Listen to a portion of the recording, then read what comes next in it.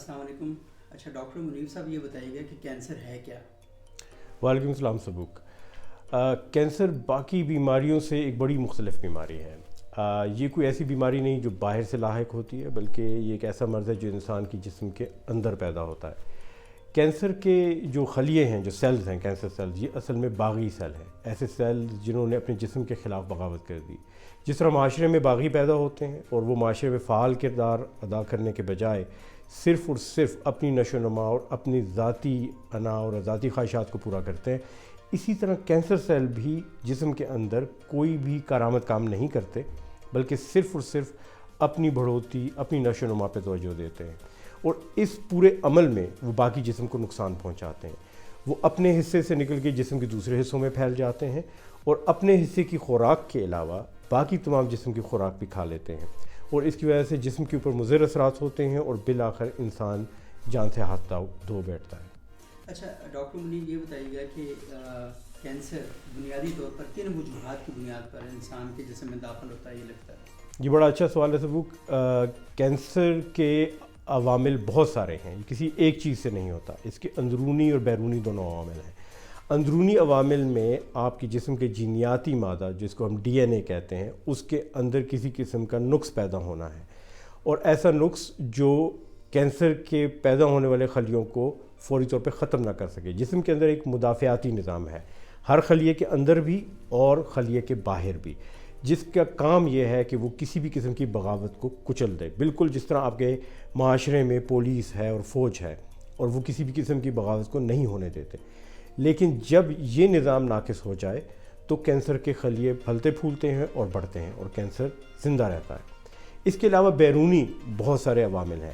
ان عوامل کے اوپر کسی حد تک ہمیں کچھ کنٹرول حاصل ہے، جن کو ہم بتلا سکتے ہیں. اندرونی عوامل کے اوپر ہمارا کنٹرول نہیں ہے. بیرونی عوامل میں آپ کی خوراک بھی ہے، ماحول بھی ہے، ماحولیاتی آلودگی بھی ہے، اور لائف سٹائل بھی ہے. حیرت کی بات یہ ہے کہ انسان کی سوچ تک اس کے جسم کے اندر کینسر کے پیدا ہونے پہ اثر انداز ہوتی ہے.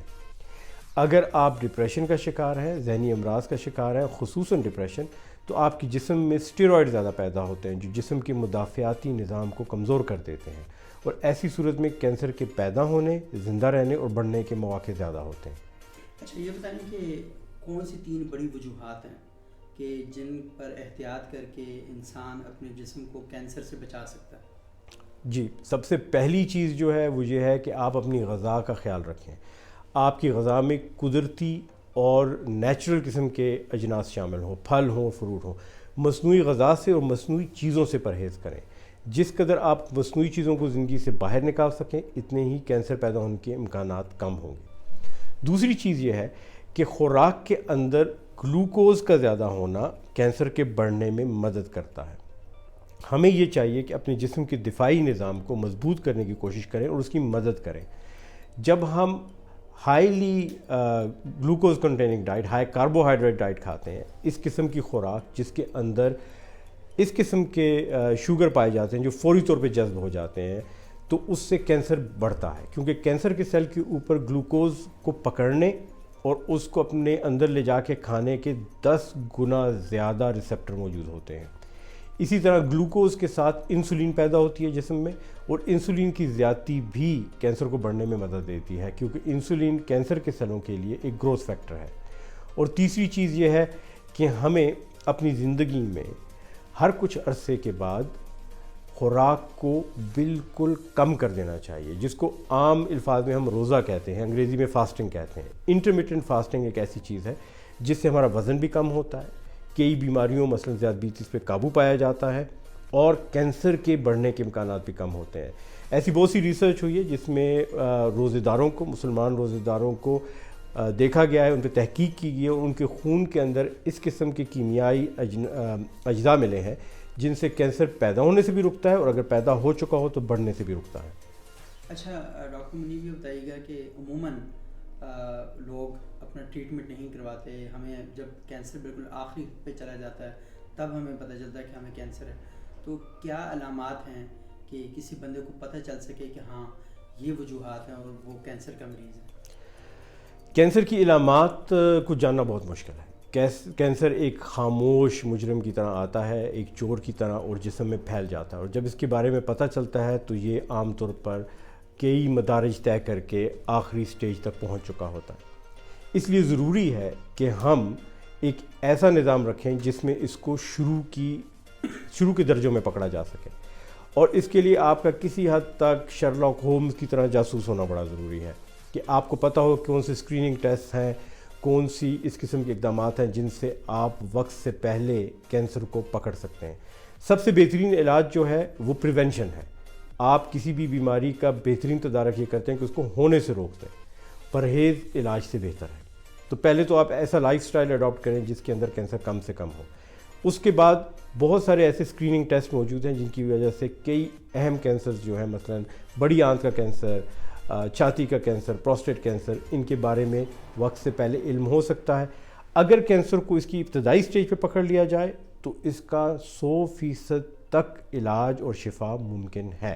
اور یہ سب سے اہم پیغام ہے جو ہم اپنی website Killing Cancer Kindly اور اپنے مشن کلنگ کینسر کائنڈلی کے ذریعے لوگوں تک پہنچانا چاہتے ہیں۔ اس وقت کا انتظار مت کیجیے جب کینسر ہو چکا ہو اور بڑھ چکا ہو، بلکہ اس کو ہونے سے پہلے روکیں اور ہونے سے پہلے ختم کریں۔ وہ انگریزی میں کہتے ہیں نپ دا ایول ان دا بڈ، تو اس کو کھلنے سے پہلے، پھلنے پھولنے سے پہلے ہی ختم کر دیا جائے۔ اچھا یہ بتائیے گا کہ کینسر زیادہ جسم کے کن حصوں پر حملہ آور ہوتا ہے؟ کینسر جسم کے کسی بھی حصے میں پیدا ہو سکتا ہے، اور مختلف کینسروں کے اندر مختلف حصوں میں جانے کی صلاحیت ہے۔ مثلا پروسٹیٹ کا کینسر جو مردانہ غدود کا کینسر ہے وہ اکثر ہڈیوں میں پھیل جاتا ہے۔ دیگر اقسام کے کینسر اکثر جگر، لیور اور بون میرو کے اندر چلے جاتے ہیں، لیکن پھیپھڑوں کے اندر بھی اکثر کینسر کا پھیلاؤ دیکھا گیا ہے، اور برین میٹاسٹیسز یعنی دماغ کے اندر بھی کینسر پہنچ سکتا ہے۔ ایک تو یہ کینسر کی نوعیت پہ منحصر ہے، جیسا میں نے آپ کو کہا پروسٹیٹ کینسر زیادہ ہڈیوں میں جانا پسند کرتا ہے۔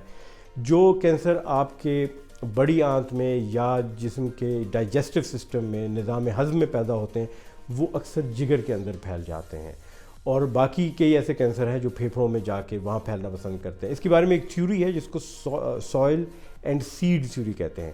جس طرح ہر قسم کا بیج ہر قسم کی مٹی میں نہیں اگ سکتا، اسی طرح ہر قسم کا کینسر ہر قسم کی جگہ پھیلنا پسند نہیں کرتا۔ اس کی کچھ مخصوص جگہیں ہوتی ہیں یا ایسی جگہیں جن کو وہ پسند کرتا ہے، لیکن عموماً کینسر کا امکان یہ ہوتا ہے کہ جسم کے کسی بھی حصے میں جا کے پھیل سکتا ہے اور اپنے بیج بو سکتا ہے اور وہاں پھل پھول سکتا ہے۔ اچھا یہ بتائیے گا کہ کیا کینسر ہونے کی وجوہات جسم میں جہاں کہیں بھی ہو، وجہ ایک ہی ہوتی ہے یا مختلف وجوہات ہوتی ہیں؟ مختلف وجوہات ہیں۔ کینسر کسی ایک وجہ سے نہیں ہوتا، جیسے ہم نے کہا کہ اندرونی عوامل ہیں، بیرونی عوامل ہیں۔ کچھ خاندانوں میں کینسر زیادہ پایا جاتا ہے، کچھ قبیلوں میں، کچھ قوموں میں زیادہ پایا جاتا ہے۔ مثلا یہود کے اندر اشکنازی یہود جو ہیں، جو یورپین یہود ہیں، ان کے اندر کئی اقسام کے کینسر بہت زیادہ پائے جاتے ہیں، اور ایک ہی خاندان میں بار بار شادیاں کرنے سے بھی ایسے امراض جو خاندانی موروثی ہوں وہ زیادہ کھل کے سامنے آتے ہیں۔ لیکن کچھ کینسروں کے لیے کچھ خاص رسک فیکٹرز ہیں، اور یہی ہم انفارمیشن اپنی website Killing Cancer Kindly پہ دیتے ہیں کہ کس کینسر کو کن چیزوں کے تدارک سے روکا جا سکتا ہے۔ مثلا چھاتی کا کینسر جو ہے، بریسٹ کینسر عورتوں میں جو پایا جاتا ہے، ایسی عورتوں میں زیادہ ہے جو دیر سے شادی کرتی ہیں، جن کے کم بچے ہوتے ہیں، یا جو اپنے بچوں کو دودھ نہیں پلاتی یا کم عرصے کے لیے دودھ پلاتی ہیں۔ یہ ایک ایسا رسک فیکٹر ہے جو شاید باقی قسم کے کینسرز پہ اثر انداز نہ ہو، لیکن چھاتی کے کینسر پہ بہت اثر انداز ہوتا ہے۔ تو عموماً کچھ ایسے عوامل ہیں جو سب کینسرز کو اثر انداز کرتے ہیں، اور پھر ہر کینسر کے لیے کچھ مخصوص عوامل ہیں جو اس ایک کینسر کی بڑھوتری میں مدد دیتے ہیں۔ اچھا یہ بتائیے گا کہ عموماً کینسر کے لیے جو ادویات ہیں بہت ہی زیادہ مہنگی ہوتی ہیں، اور جو اس کا علاج ہے وہ بھی بہت زیادہ مہنگا ہے، تو مہنگا علاج ہونے کی وجہ کیا ہے؟ اس کا مہنگا علاج ہونے کی بہت سی وجوہات ہیں۔ ایک بہت بڑی وجہ ہمارے ملک میں یہ ہے کہ یہ ادویات ہمارے ملک میں نہیں بنتی، اور چونکہ یہ ادویات صرف چند مخصوص مریضوں کے لیے باہر سے لائی جاتی ہیں، ان کی قیمت ہمیشہ زیادہ ہوتی ہے۔ اگر ہمارے ملک میں حکومت کی زیر نگرانی یہ ادویات خود بنائی جائیں تو یہ کافی سستی مہیا ہو سکتی ہیں، اور ایسا باقی ممالک میں ہو رہا ہے۔ ایران اس کی ایک بہت اہم مثال ہے کہ وہاں پہ جان بچانے والی ادویات، لائف سیونگ ڈرگز کو حکومت اپنی نگرانی میں بنواتی ہے اور ان کی قیمتوں کو کم سے کم رکھتی ہے۔ اس کے علاوہ کینسر کی ادویات نہ صرف کہ خود مہنگی ہوتی ہیں، بلکہ ان کو دینے کا عمل بھی کافی مہنگا عمل ہے. اس میں بہت سے لوگ انوالو ہوتے ہیں. یہ ایسی دوائی نہیں جو بہت آرام سے ایک ہی شخص لے لے. اکثر ادویات کو خاص طور پہ بنایا جاتا ہے اور تازہ بنایا جاتا ہے. اس کے لیے خاص اسٹیرائل یونٹس چاہیے ہوتے ہیں جس میں خاص قسم کے آپ کو ایسے ورکرز چاہیے ہوتے ہیں جن کی پراپر ٹریننگ ہوئی ہو. تو یہ لوگ خاص احتیاط کے ساتھ ادویات کو بناتے ہیں اور ان کو دستانے پہننے پڑتے ہیں اور ایک خاص انوائرمنٹ رکھنی پڑتی ہے کیونکہ یہ ادویات ان کے جسم کو بھی نقصان پہنچا سکتی ہیں. جب آپ ان تمام چیزوں کو دیکھتے ہیں تو کینسر کی ٹریٹمنٹ کا اس کے علاج کا خرچہ کافی زیادہ ہو جاتا ہے. اچھا یہ بتائیے کہ کینسر عموماً شرح زیادہ کس میں ہے, مردوں میں یا خواتین میں؟ عموماً کینسر کی شرح ہمیشہ مردوں میں زیادہ رہی ہے. اس کی ایک وجہ کثرت شراب نوشی اور سگریٹ پینا اور دیگر عوامل جو ماحول میں پائے جاتے ہیں ان کو زیادہ ایکسپوز ہونا ہے. لیکن اب یہ چیز بدل رہی ہے, عورتوں میں بھی شرح تیزی سے بڑھ رہی ہے. اور اس کی ایک وجہ یہ بھی ہے کہ اب عورتوں کے ہاں بھی وہ تمام رسک فیکٹرز پائے جاتے ہیں جو پہلے صرف مردوں تک مخصوص تھے. لیکن کچھ کینسر ایسے ہیں جو صرف عورتوں میں ہوتے ہیں. مثلا چھاتی کا کینسر, بریسٹ کینسر عورتوں میں زیادہ ہوتا ہے. 1000 چھاتی کے کینسروں میں سے 1 مردوں میں ہوگا, باقی تمام عورتوں میں ہوں گے. تو ان کینسروں کی وجہ سے عورتوں میں بھی کینسر کی تعداد بڑھتی جا رہی ہے. صحیح. اچھا یہ بتائیے گا کہ عموماً جب ہم کینسر کی بات کرتے ہیں تو پاکستان میں بہت کم اسپتال ایسے ہیں کہ جو کینسر کا علاج کرتے ہیں. تو آپ سمجھتے ہیں کہ ہماری گورنمنٹ کو کیا بڑے اقدامات لینے چاہیے کیونکہ کینسر تیزی سے بڑھ رہا ہے اور جو علاج معالجے کے مراکز ہیں وہ کم ہیں؟ جی, اس کے 2 پہلو ہیں. پہلا تو یہ کہ کینسر ایک بہت مہنگا علاج ہے اور بہت مشکل علاج ہے, اور کینسر ہسپتال بنانا ایک مہنگا کام ہے اور انہیں چلانا اس سے بھی زیادہ مشکل اور مہنگا کام ہے. دنیا میں پرائیویٹ سیکٹر میں مفت علاج کے لیے کینسر کے صرف 2 ہسپتال ہیں پوری دنیا میں. پہلا شوکت خانم لاہور اور دوسرا شوکت خانم پشاور. یہ ہم 2022 کی بات کریں. امید ہے کہ ہم جلد ہی شوکت خانم کراچی بھی دیکھیں گے. تو میں پاکستانی قوم کو مبارکباد پیش کرتا ہوں کہ پوری دنیا کی تمام اقوام میں, چاہے وہ امیر ہیں یا غریب ہیں یا متوسط درجے کے ہیں, ہمارے ملک نے مفت کینسر کے علاج کے لیے مکمل ہسپتال بنائے ہیں. اور یہ سب ممکن ہوا ہے ہمارے ملک کی عوام سے. اس میں غریب عوام کا حصہ زیادہ ہے, عمرا کا حصہ کم ہے. ہمارے لوگوں نے 10-10, 20-20 روپے کے چندے دیے اور آج بھی دیتے ہیں اور ان ہسپتالوں کو چلاتے ہیں. تو جہاں حکومتیں عالمی سطح پر سٹرگل کرتی ہیں, ناکام ہوتی ہیں, وہاں ہمارے ملک کے عوام, پاکستانی عوام نے ایک ایسا کام کر کے دکھایا جو آج تک ناممکن ہے باقی ممالک میں ہونا. آپ بل گیٹس کو دیکھیں, بہت اچھا کام کرتا ہے, ملیریا کے اوپر علاج چل رہا ہے, پولیو کی ویکسینیں بنا رہا ہے, لیکن اس نے بھی کینسر کا مفت ہسپتال نہیں بنایا. کیونکہ جتنی قیمت میں وہ کینسر کا ایک مفت ہسپتال بنائے گا اس قیمت میں وہ کروڑوں لوگوں کو ملیریا اور پولیو کا علاج فراہم کر سکتا ہے. اور ظاہر ہے کہ وہ چاہے گا کہ وہ زیادہ سے زیادہ لوگوں میں اپنا علاج کو پہنچائے اور زیادہ سے زیادہ شہرت حاصل کرے. لیکن پاکستانی عوام نے ناممکن کو ممکن کر کے دکھایا. دوسرا سوال آپ کا یہ کہ حکومت کو کیا کرنا چاہیے. میرے خیال میں ہماری اگر یہ اپروچ رہی کہ ہم کینسر کے علاج کے نئے مراکز بنائیں, وہاں پہ پیسہ ڈالیں اور نئے علاج فراہم کریں, تو اس میں ہمیں کئی سال لگ جائیں گے. ایک عام مثال دینا چاہوں گا کہ عورتوں میں ایک کینسر ہے جس کو سروائیکل کینسر کہتے ہیں. یہ عورتوں کی بچے دانی کا نچلا حصہ اس کے کینسر ہے, اور یہ کینسر عموماً ینگ خواتین, نوجوان عورتوں میں ہوتا ہے, یا جوان عورتوں میں سمجھیے 30 کی دہائی 40 کی دہائی میں ہوتا ہے. اور اس کی وجہ ایک وائرس ہے, ہیومن پیپیلوما وائرس. اس کو ہونے سے 10 سال پہلے ٹیسٹ کے ذریعے پکڑا جا سکتا ہے اور جڑ سے ختم کیا جا سکتا ہے. اور اگر اوائلی عمری میں, نوجوانی میں اس کی ویکسین لگا دی جائے تو لڑکیوں میں اس کے ہونے کے امکانات بہت کم ہو جاتے ہیں. ہمیں یہ چاہیے کہ ہم پریونشن پہ کام کریں. پاکستان میں نہ تو اس کے ویکسین کا کوئی پروگرام ہے, نہ کوئی اسکریننگ پروگرام. اور میں اس بات پہ آپ سب کو مبارکباد پیش کروں گا کہ آج ہی میری بات ہوئی گائنیکالوجی کی ایک بڑی سینئر ڈاکٹر صاحبہ سے جو تجربہ کار کنسلٹنٹ ہے, اور ہم نے یہ سوچا ہے کہ ہم ایبٹ آباد شہر سے اس کا پائلٹ پروگرام شروع کریں گے جس میں اسکریننگ کی جائے گی اور پھر اس کو اسلام آباد شہر تک لایا جائے گا. اگر ہم اس کینسر کا تدارک کر دیں, اسے ہونے سے روک دیں, تو انتہائی کم قیمت میں علاج کر کے کینسر جڑ سے ختم ہو جائے گا ابتدائی مرحلے پہ. اگر سروائیکل کینسر بڑھ جاتا ہے اور تیسری چوتھی سٹیج تک پہنچنا ہے تو اس کو علاج سے ختم کرنا مشکل ہو جاتا ہے. اور اس کے علاج میں بہت سی ایسی چیزیں شامل ہیں, مثلا بریکی تھراپی, جو پاکستان کے اکثر ہسپتالوں میں میسر نہیں, اور یہ اتنا مہنگا علاج ہے کہ اس کو فراہم کرتے کرتے کئی سال لگ جائیں گے. تو سب سے پہلے تو حکومت کو یہ کرنا چاہیے کہ کینسر کو ہونے سے روکے, اور جو کینسر ہو رہے ہیں ان کی تعداد کو کم کرے, کیونکہ عالمی ادارہ صحت کا کہنا ہے کہ 50% کینسرز کو ہونے سے پہلے ختم کیا جا سکتا ہے. تو میرے خیال میں زیادہ توجہ یہاں دینی چاہیے اور فوری طور پر دینی چاہیے. اسکریننگ پروگرامز ہونے چاہیے, پریونشن پروگرامز, ویکسینیشن ہونی چاہیے جہاں ویکسینیشنز دی جا سکتی ہیں, اور اس کے بعد ساتھ ساتھ ٹریٹمنٹ سینٹرز بنانے چاہیے. ہمیں پتہ ہے ان کے بنانے میں کئی سال لگیں گے اور ان کے پر اثر ہونے میں بھی ٹائم لگے گا, لیکن اگر ہم کینسر کو آدھا کم کر دیں تو وہ سینٹرز بہت فعال طریقے سے کام کر سکیں گے. اچھا یہ بتائیے گا کہ عموماً ہماری سوسائٹی میں نشہ آور چیزیں بہت زیادہ استعمال کی جاتی ہیں, نسوار, گٹکا, پان, چھالیاں, سپاری, اچھا پھر الکوہل وغیرہ بھی استعمال کیا جاتا ہے. کتنا رول ہوتا ہے ان سب کا کینسر کو فروغ دینے میں؟ ان کا کافی کردار ہے, سگریٹ, شراب اور دیگر نشہ آور ادویات کا, اور کئی ایسی نشے کی چیزیں جن کو بظاہر معمولی سمجھا جاتا ہے اور یہ سمجھا جاتا ہے کہ وہ خطرناک نہیں, لیکن ان سے بھی کینسر میں اضافہ ہوتا ہے. مثلاً چرس, کینبس, حشیش اکثر نوجوانوں میں بہت مقبول ہے, وہ استعمال کرتے ہیں, لیکن اس کے استعمال سے اور کثرت کے استعمال سے نوجوانوں میں 15 سے 35 سال کی عمر کے درمیان ٹیسٹیکولر کینسر, خصیوں کا کینسر ہونے کے امکانات بڑھ جاتے ہیں. تو نشہ آور ادویات کا اور نشہ آور اشیاء کا استعمال کینسر کے رسک کو بڑھاتا ہے. لیکن یہاں ایک اور بات بھی ہے, ایک انتہائی گھسا پٹا شہر ہے, آپ کی خدمت میں پیش کرنا چاہوں گا. نشہ شراب میں ہوتا تو ناشتی بوتل, اور اس میں ایک بہت گہرا فلسفہ ہے. نشہ آور ادویات میں نشہ نہیں ہوتا, وہ آپ کے جسم کے اندر, آپ کے ذہن کے اندر ان کیمیکلز کو, ان اجزاء کو ریلیز کرتے ہیں جس سے خوشی حاصل ہوتی ہے. لیکن یہ خوشی آپ کے جسم میں سربمہر ہے, آلریڈی موجود ہے. اس کو آپ دوسرے طریقوں سے بھی نکال سکتے ہیں, ضروری نہیں کہ آپ منشیات کا سہارا لیں. تو کلنگ کینسر کائنڈلی پہ ہم اپنے نوجوانوں کو بھی اور ہر عمر کے طبقے کے لوگوں کو یہ بتاتے ہیں کہ کس طرح وہ اپنی زندگی میں خوشی پیدا کر سکتے ہیں اور وہی سرور اور وہی نشہ حاصل کر سکتے ہیں بغیر منشیات کے استعمال کے, جس کی طلب میں وہ منشیات کی طرف جاتے ہیں اور کینسر کے رسک کو بڑھا دیتے ہیں.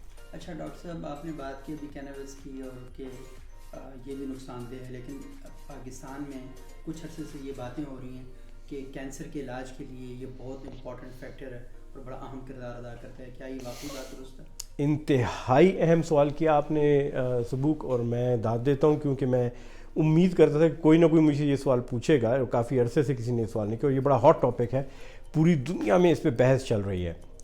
اس ضمن میں اسرائیل میں بہت تحقیقات ہوئیں, اور تقریباً 4,500 مختلف انواع کے کینسر کے مریضوں کو جمع کیا گیا اور ان کو کینابس, چرس فراہم کی گئی. کئی لوگوں نے اس کو سگریٹ میں سلگھا کے پینا پسند کیا, کچھ نے اس کے تیل کے قطرے استعمال کیے, کچھ نے انہیلیشن لی, اور اس ایک ٹرائل سے یہ پتہ چلا کہ کینسر کے اوپر کسی قسم کا افاقہ نہیں ہے. لیکن کینسر کے مریضوں میں درد کی شدت کم ہوئی اور ان کا درد والی دوائیوں, خاص طور پہ اوپیوائڈز پر انحصار کم ہو گیا, جو کہ افیون سے پیدا ہونے والی دوائیاں ہیں. تو چرس نے ایک طرح افیون کو ریپلیس کر دیا اور درد کی کیفیت کم ہوئی اور وہ زیادہ خوش محسوس کرنے لگے اور ان کے کھانے کی صلاحیت بہتر ہوگی, ایپیٹائٹ بہتر ہو گیا. تو ان دوائیوں کا, تمام دوائیوں کا, اوپیوائڈز بھی منشیات ہیں ہیروئن سے ملتی جلتی, ان کا ایک اہم کردار ہے کینسر کی مینجمنٹ میں, پین کلر کا. اسی طرح چرس کا, کینابس کا ایک اہم کردار ہے ایپیٹائٹ سٹیمولیشن میں اور درد کو کنٹرول کرنے میں. لیکن ابھی تک ہمیں اس میں کوئی ایسی چیز نظر نہیں آئی جو کینسر کو کم کرے یا اسے کنٹرول کر سکے. اس بارے میں کہانیاں بہت ہیں اور پورے میڈیا میں, مشرق و مغرب میں اس کے ذکر اور چرچا ہوتا رہتا ہے. ہیونگ سیڈ دیٹ, پچھلے چند سالوں میں میرے ہسپتال کے قریب ایک سینٹر میں کچھ تحقیقی کام ہوا جس میں پتہ چلا کہ چرس کے اندر کچھ کیمیائی اجزاء ایسے ہیں جن سے برین کینسر پہ اچھے اثرات مرتب ہو رہے ہیں اور وہ گھٹ رہا ہے. مزید تحقیقات جاری ہیں اور جیسے جیسے رپورٹس آئیں گی تو کلنگ کینسر کائنڈلی پر آپ کو ہم اس سے مطلع کرتے رہیں گے.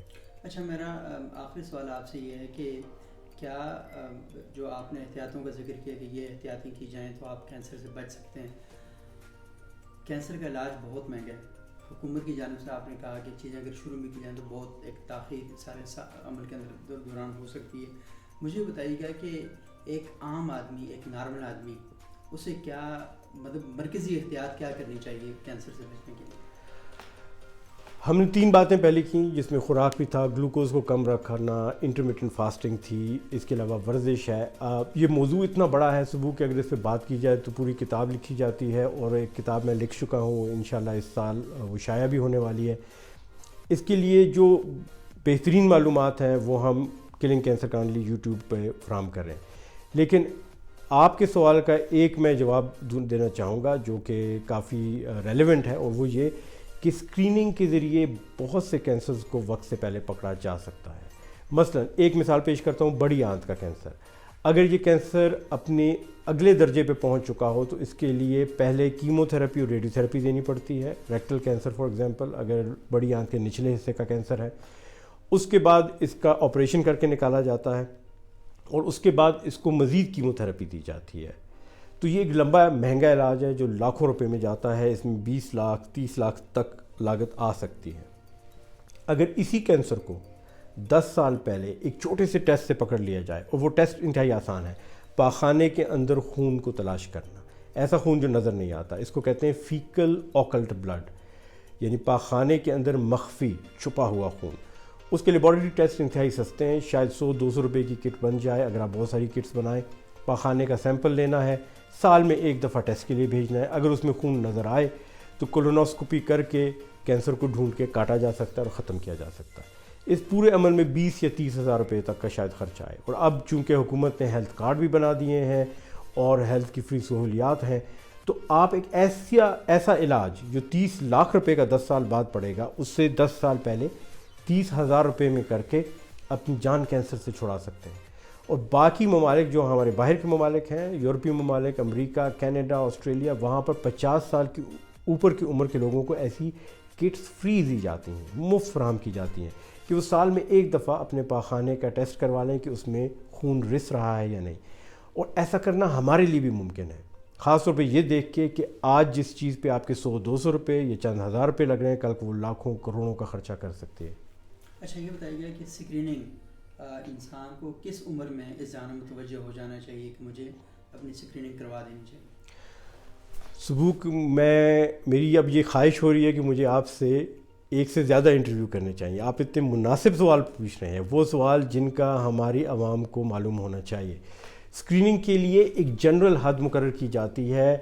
چھاتی کے کینسر، بریسٹ کینسر کے لیے 50 سے اوپر اسکریننگ کی جاتی ہے، باؤل کینسر کے لیے 50 سے اوپر اسکریننگ کی جاتی ہے، لیکن میں یہ سمجھتا ہوں اٹس اے جنرلائزیشن۔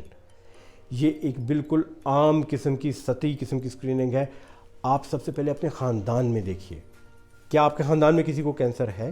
اگر ہے، قریبی عزیزوں میں، مثلا آپ کے والد، والدہ، بہن، بھائی، چچا، ماموں، تو یہ معلوم کریں انہیں کس عمر پہ کینسر ہوا۔ پھر جس عمر پہ انہیں کینسر ہوا اس سے کم از کم 10 سال پہلے اسکریننگ شروع کریں، اگر زیادہ نہیں۔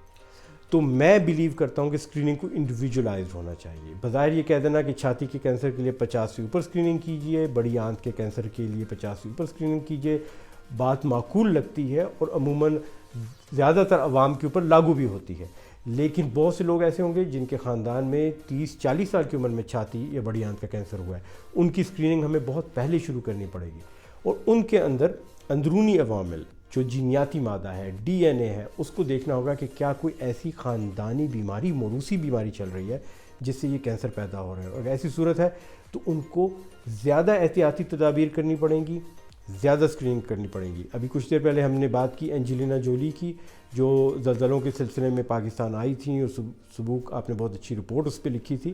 اینجلینا جولی کی والدہ کو BRCA بریکا کینسر تھا، یعنی ایک جینیاتی ڈیفیکٹ کی وجہ سے سیل کے اندر کا وہ نظام جو کینسر کو پیدا ہوتے ہی ختم کرتا ہے، اس کے اندر نقص ہونے کی وجہ سے اس کی والدہ کو کینسر ہوا، اور اس نے اپنی اسکریننگ کروائی، ٹیسٹ کروایا، اس کا ٹیسٹ پازیٹیو آیا، اور اس نے احتیاطی طور پہ اپنی دونوں بریسٹ اور اووریز کو آپریشن کر کے نکال دیا۔ اس طرح اس نے اپنے آپ کو کینسر ہونے کے امکانات سے محفوظ رکھا۔